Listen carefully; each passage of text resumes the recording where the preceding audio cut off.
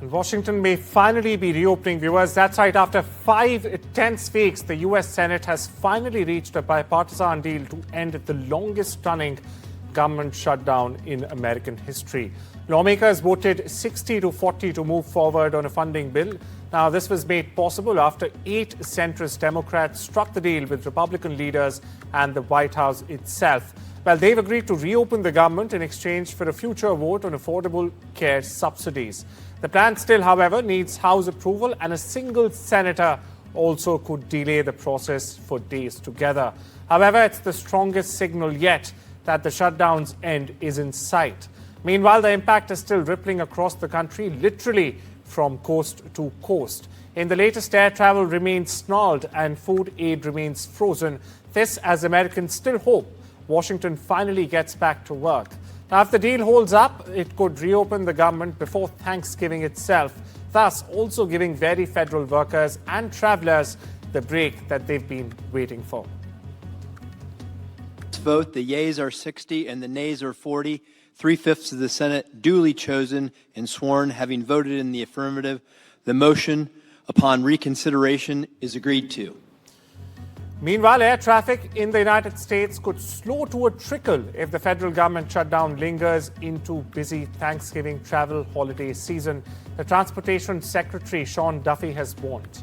The Federal Aviation Administration, or the FAA, last week ordered flight cuts at the nation's busiest airports as some air traffic controllers who have gone unpaid for nearly a month have stopped showing up for work altogether.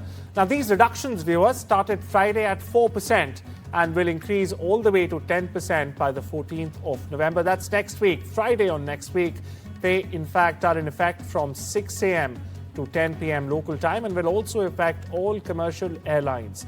Meanwhile, on Sunday, more than 1,700 flights were cancelled as of 1:30 p.m. Eastern Time, and nearly 5,000 more flights were delayed. Now, this also follows more than 1,500 cancellations on the previous day, Saturday. Meanwhile, listen into some travelers.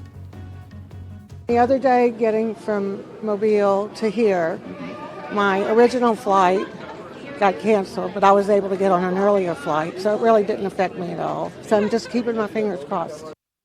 Everything looked like it was good until you get the notification as you're on your way. Oh, you got a delay. That's what happened with me. Stay with the U.S., where Donald Trump has issued a wave of pardons this time for key allies tied to the 2020 fake electors scheme. Among those granted clemency, Rudy Giuliani, Sidney Powell, and Kenneth Chesebro, the very lawyers accused of trying to overturn the election results. The White House, meanwhile, has released the list late Sunday. 77 people in all, including several former Trump campaign and administration officials alike, linked to the January 6 investigations. Now, very notably here, viewers, Trump himself has not been pardoned in connection to the scheme. Now, the pardons come as the Senate voted to end the 40-day government shutdown, turning some say, as a strategic distraction from renewed focus back on 2020. Meanwhile, critics are calling it a brazen rewriting of accountability, while Trump allies are saying it's about closure and moving forward.